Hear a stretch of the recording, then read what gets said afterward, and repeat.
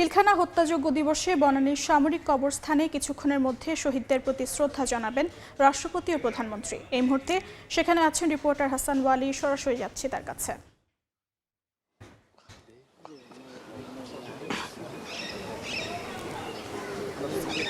পিলখানায় সেনা কর্মকর্তাদের নৃশংসভাবে হত্যাকাণ্ডের ১৭তম বার্ষিকী আজ। শেখ হাসিনা সরকারের পতনের পর থেকে এই দিবসটি জাতীয় শহীদ সেনা দিবস হিসেবে পালিত হয়ে আসছে। আমরা এই মুহূর্তে রয়েছি বনানীর সামরিক কবরস্থানে। একটু পরেই পিলখানার ৫৭ জন সেনা অফিসার সহ ৭৪ জন যারা শহীদ হয়েছেন তাদের প্রতি শ্রদ্ধা জানাতে খুব দ্রুত সময়ের মধ্যে এই কবরস্থানে প্রবেশ করবেন রাষ্ট্রপতি মোহাম্মদ শাহাবুদ্দিন, প্রধানমন্ত্রী তারেক রহমান সহ। এরই মধ্যে কিন্তু সেনাবাহিনী প্রধানকে আমরা দেখেছি, এসেছেন বিজিবি মহাপরিচালক এসেছেন, আর স্বরাষ্ট্রমন্ত্রী সালাউদ্দিন আহমদও কিন্তু বেশ কিছুক্ষণ আগেই এসে পৌঁছেছেন। শহীদ পরিবারের সদস্যরাও রয়েছেন।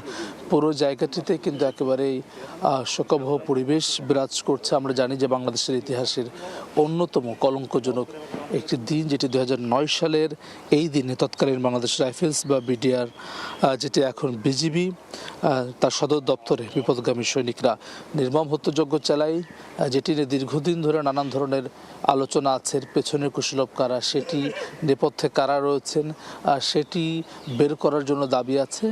কিন্তু গত ১৬-১৭ বছরে কিন্তু সেই রকম কোনো দৃশ্যমান নেপথ্যের কুশলভদের বের করার উদ্যোগ নেওয়া হয়নি, এমন অভিযোগ কিন্তু রয়েছে। এরই মধ্যে কিন্তু আমরা জানি যে গতকালকে এই আজকের দিনকে শোকবার্তা দিয়েছেন প্রধানমন্ত্রী তারেক রহমান, যিনি গতকালকে বলেছেন পিলখানা হত্যাকাণ্ডের নেপথ্যের কারণ এখন বোধগম্য, এমন মন্তব্য করেছেন প্রধানমন্ত্রী। বলেছেন খুব দ্রুত সময়ের মধ্যে এই বিষয় নিয়ে যে শুরু হয় সেটি সবাই প্রত্যাশা করছে। প্রধানমন্ত্রী গতকালকে যেই শোকবার্তা দিয়েছেন, বিডিআর সদর দফতর পিলখানা সংগঠিত সেনা হত্যাকাণ্ডের নেপথ্যে দেশ এবং জনগণের স্বাধীনতা সার্বভৌমত্ব বিরোধী তৎপরতা বিদ্যমান ছিল। ফ্যাসিবাদ মুক্ত বাংলাদেশের জনগণের কাছে পিলখানা হত্যাকাণ্ডের নেপথ্য কারণ এখন বোধগম্য। আজকের এই দিবসটি ঘিরে গতকালকে দেওয়া এক বাণীতে এমন মন্তব্য করেছেন প্রধানমন্ত্রী তারেক রহমান। আমরা জানি যে ২০০৯ সালের আজকের দিনে পিলখানায় যে সংঘটিত নারকীয় হত্যাযজ্ঞের সে দিনটির কথা তিনি স্মরণ করেছেন। আমরা দেখতে পাচ্ছি খুব দ্রুত সময়ের মধ্যেই যে আনুষ্ঠানিকতা রয়েছে আজকের এই বনানীর সামরিক কবরস্থানে শ্রদ্ধা জানানোর, সেটি কিন্তু শুরু হবে। এরই মধ্যে কিন্তু শহীদ পরিবারের সদস্য এসে পৌঁছেছেন। আমরা দেখতে পাচ্ছি প্রধানমন্ত্রী তারেক রহমান এবং একই সঙ্গে রাষ্ট্রপতি মোহাম্মদ শাহাবুদ্দিন, প্রধানমন্ত্রী তারেক রহমান দুজন কিন্তু একসঙ্গে আসছেন এই বনানীর সামরিক কবরস্থানে। তারা প্রবেশ করছেন আমরা দেখতে পাচ্ছি। একই সঙ্গে স্বরাষ্ট্রমন্ত্রী সালাউদ্দিন আহমেদ সঙ্গে রয়েছেন, সেনাবাহিনীর ঊর্ধ্বতন কর্মকর্তারা রয়েছেন। আমরা দেখতে পাচ্ছি ২০০৯ সালের এই দিনে যেই নির্মম হত্যাযজ্ঞ, যেটিকে নানানভাবে চিহ্নিত করা হয়, সেই দিনটি ১৭তম বার্ষিকীতে, এবং এটি যেমনটি শুরুতে বলছিলাম শেখ হাসিনা সরকারের পতনের পর থেকে আর কি রাষ্ট্রীয় আনুষ্ঠানিকতার মধ্য দিয়ে দিবস হিসেবে এটি পালন করা হচ্ছে।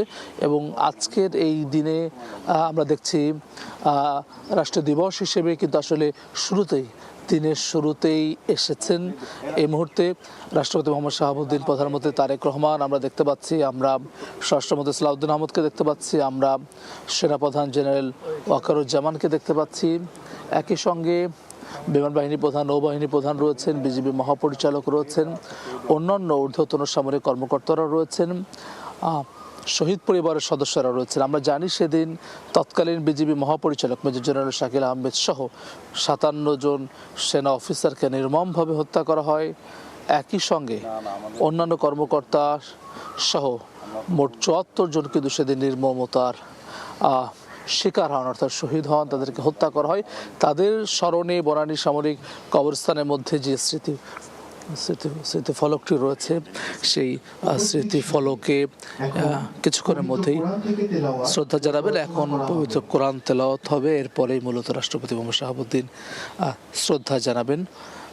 এরপরেই প্রধানমন্ত্রী তারেক রহমান শ্রদ্ধা জানাবেন, তারপর স্বরাষ্ট্রমন্ত্রী সালাউদ্দিন আহমেদ শ্রদ্ধা জানাবেন, এরপরে একে একে তিন বাহিনীর প্রধান শ্রদ্ধা জানাবেন, অন্যান্য ঊর্ধ্বতন কর্মকর্তারা শ্রদ্ধা জানাবেন এবং তারপরে শহীদ পরিবারের 6 জন সদস্য রয়েছেন, তারা শ্রদ্ধা জানানো শেষে অন্যান্য রাজনৈতিক সংগঠন, সামাজিক সংগঠন, অন্যান্য পরিবারের সদস্যরা সবার জন্য বর্ণালীর সামরিক কবরস্থান উন্মুক্ত করা হবে। আমরা শুনছি যে এখন পবিত্র কোরআন তেলাওয়াত চলছে।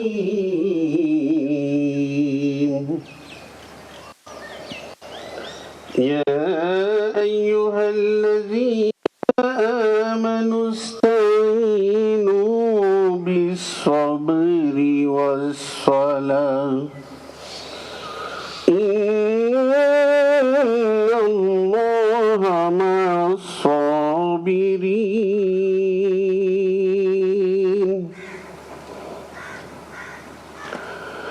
ولا تقولوا ليقتلوا في سبيل الله أموات بل أحياء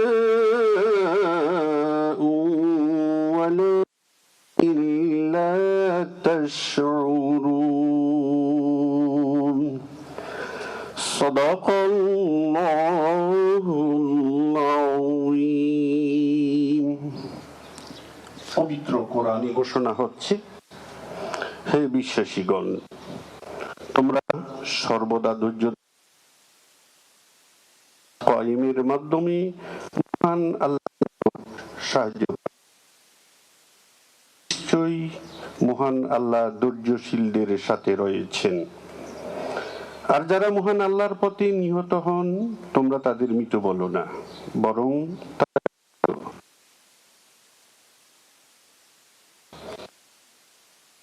আয়াত 153-54।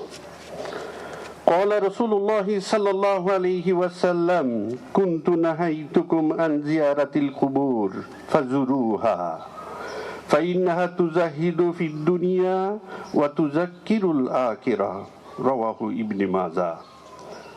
রাসূলুল্লাহ সাল্লাল্লাহু আলাইহি ওয়াসাল্লাম বলেছেন, তোমরা কবর জিয়ারত করো, এতে তোমাদের মৃত্যু ও পরকালের কথা মনে হবে। বারাকাল্লাহু লানা ওয়া লাকুম ফিল কুরআনিল আযীম। আসসালামু আলাইকুম ওয়া রাহমাতুল্লাহ। পবিত্র কোরআন তেলাওয়াত এবং হাদিস বর্ণনা করলেন, যেখানে দায়িত্বপ্রাপ্ত যিনি রয়েছেন ধর্মীয় শিক্ষকের পরে কিন্তু আসলে আনুষ্ঠানিকভাবে এখন শুরু হবে শ্রদ্ধা জানানো। রাষ্ট্রপতি মোহাম্মদ শাহাবুদ্দিন পুষ্পস্তবক অর্পণ করবেন, এরপরেই প্রধানমন্ত্রী তারেক রহমান, তারপরে স্বরাষ্ট্রমন্ত্রী সালাউদ্দিন আহমেদ, পরে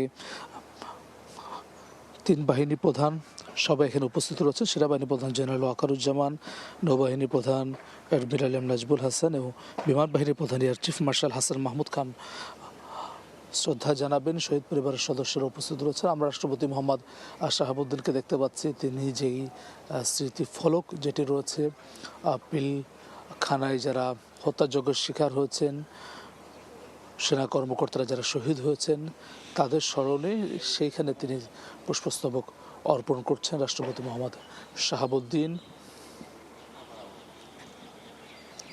জাতির এই শ্রেষ্ঠ সন্তান যারা আধিপত্যবাদ বিরোধীর অবস্থান জিইয়ে রেখে, অর্থাৎ স্বাধীনতার সার্বভৌমত্বের পক্ষে তাদের অবস্থানকে সুদৃঢ় রেখে তারা জীবন দিয়েছেন, জীবন বা তাদের স্মরণে আজকের এই দিনটি পালিত হচ্ছে এবং দীর্ঘ বছর পরে আনুষ্ঠানিকভাবে শহীদ সেনা কর্মকর্তাদের শ্রদ্ধা জানানো হচ্ছে এবং এটি রাষ্ট্রীয়ভাবে দিবস ঘোষণার মধ্য দিয়ে কিন্তু আজকের দিনটি পালিত হচ্ছে।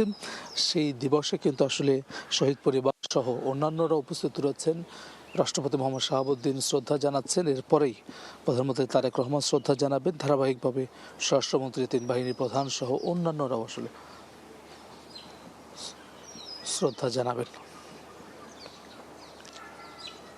আমরা জানি যে 2009 সালের 25 ও 26 ফেব্রুয়ারি বিপদগামী কিছু তৎকালীন বিটিআর সদস্য 57 জন সেনা কর্মকর্তা ছাড়াও নারী ও শিশুসহ আরও 17 জনকে নির্মমভাবে হত্যা করে। তাদের স্মরণেই পালিত হচ্ছে জাতীয় শহীদ সেনা দিবস। রাষ্ট্রপতি মোহাম্মদ শাহাবুদ্দিন পুষ্পস্তবক অর্পণ করলেন, শ্রদ্ধা জানালেন। এই মুহূর্তে প্রধানমন্ত্রী তারেক রহমান শ্রদ্ধা জানাবেন।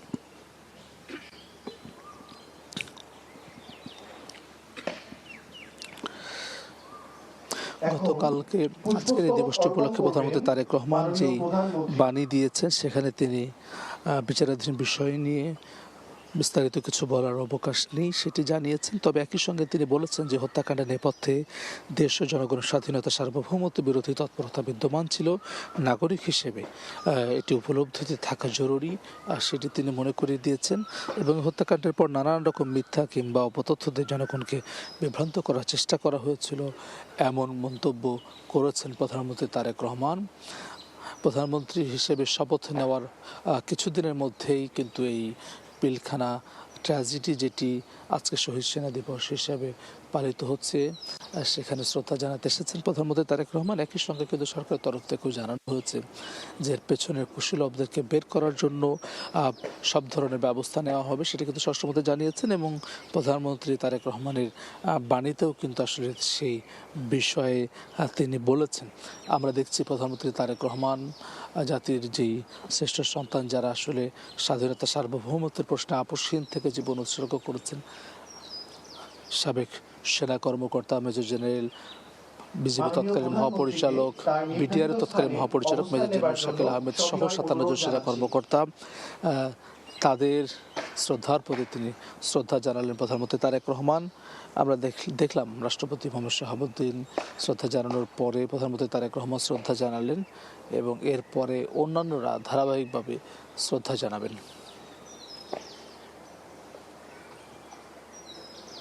সুধীমণ্ডলী, আমরা এখন শহীদদের প্রতি সম্মান প্রদর্শনের জন্য 1 মিনিট নীরবতা পালন করব। সময় শুরু বলার সাথে সাথে ইউনিফর্ম পরিহিত ব্যক্তিবর্গ স্যালুট প্রদান করবেন এবং সময় শেষ বলার পর স্যালুট নামাবেন। সময় শুরু।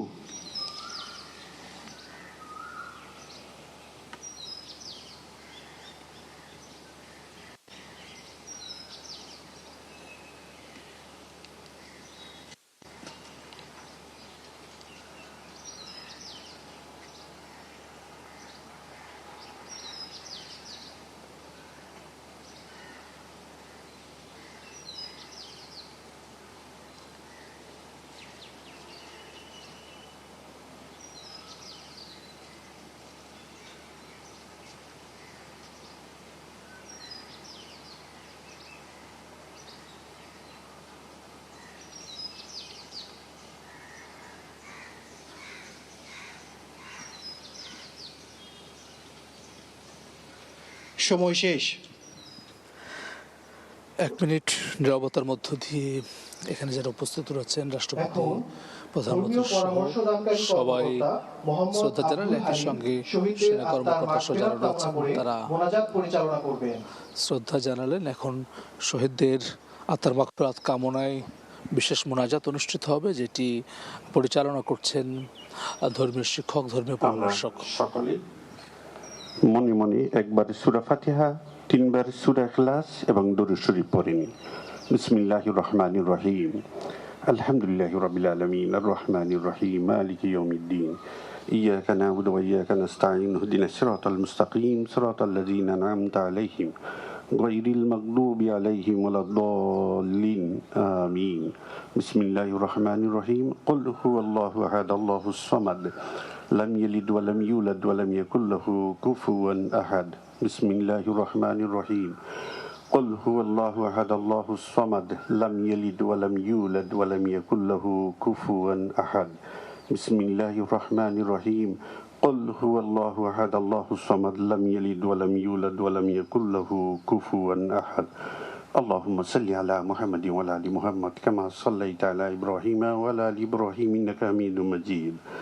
اللهم بارك على محمد وعلى آل محمد كما باركت على إبراهيم وعلى آل إبراهيم إنك حميد مجيد اللهم آمين نحمده ونصلي على رسوله الكريم ربنا آتنا في الدنيا حسنة وفي الآخرة حسنة وقنا عذاب النار হে আল্লাহ আমাদের তিলাওয়াত দোয়া মুনাজাত এবং নেক আমল সমূহ কবুল করুন আমাদের নেক আমল সমূহের সওয়াব বহুগুণে বৃদ্ধি করে বিশ্বনবী রওজা মোবারকে পৌঁছে দিন রব্বুল আলামিন পিলখানায় শাহাদাত বরণকারী শহীদগণের আমলনামায় এর সওয়াব পৌঁছে দিন আয় আল্লাহ এই কবরস্থানে শায়িত কবরবাসীগণের আমলনামায় আমাদের নেক আমল সমূহের সওয়াব পৌঁছে দিন তাদের কবরগুলোকে জান্নাতের নূর দ্বারা আলোকিত করে দিন রব্বুল আলামিন শহীদগণের পরকালীন জীবনকে শান্তিময় করে দিন তাদের ভুল ত্রুটি মাফ করে সকলকে চিরশান্তির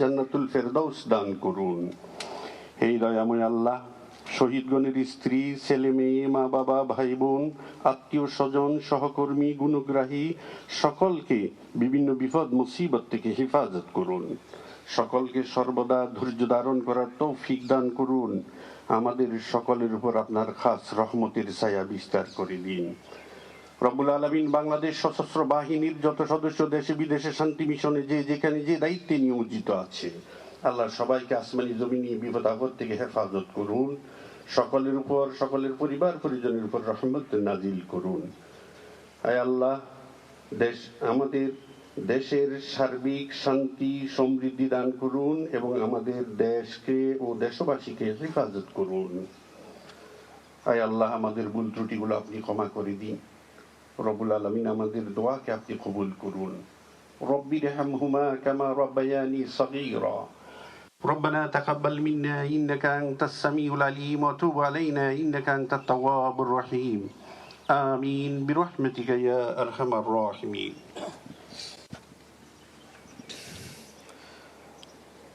শহীদ সেনা দিবসের আনুষ্ঠানিকতায় শহীদদের প্রতি বিশেষ মোনাজাত সম্পন্ন হলো আমরা দেখলাম এখনো পর্যন্ত এই শ্রদ্ধা জানিয়েছেন রাষ্ট্রপতি মোহাম্মদ শাহাবুদ্দিন প্রধানমন্ত্রী তারেক রহমান এরপরে আমরা দেখেছি 1 মিনিট নীরবতা পালন এবং এরপরে আনুষ্ঠানিকভাবে বিশেষ মোনাজাত করা হয়েছে ধারাবাহিকভাবে শ্রদ্ধা জানাবেন স্বরাষ্ট্রমন্ত্রী সালাউদ্দিন আহমেদ 3 বাহিনীর প্রধান সহ অন্যান্য ঊর্ধ্বতন কর্মকর্তারা এর পরবর্তীতেই শহীদ পরিবার সদস্য শ্রদ্ধা জানাবেন আমরা দেখছি শ্রদ্ধা নিবেদন শেষে সামরিক কবরস্থান ত্যাগ করছেন রাষ্ট্রপতি মোহাম্মদ শাহাবুদ্দিন প্রধানমন্ত্রী তারেক রহমান তাকে বিদায় দিতে অন্যান্য কর্মকর্তারাও এগিয়ে গেলেন এবং তারা কিন্তু একটু পরেই এই জায়গাটিতে অর্থাৎ কবরস্থানে শ্রদ্ধা জানাবেন পিলখানার নৃশংসতম হত্যাকাণ্ডের 17তম বর্ষে আজকের এই দিনটিতে জাতীয় শহীদ সেনা দিবসের এই ভোরে কিন্তু আসলে শ্রদ্ধা জানালেন রাষ্ট্রপতি মোহাম্মদ শাহাবুদ্দিন প্রধানমন্ত্রী তারেক রহমান এখানে অন্যান্য কর্মকর্তারা উপস্থিত রয়েছেন এখন একটু পরেই শ্রদ্ধা জানাবেন স্বরাষ্ট্রমন্ত্রী সালাউদ্দিন আহমেদ অন্যান্য কর্মকর্তারাও কিন্তু আসলে ধারাবাহিকভাবে শ্রদ্ধা জানাবেন এরপরে আসলে আনুষ্ঠানিকভাবে এটি সাধারণের জন্য উন্মুক্ত করা হবে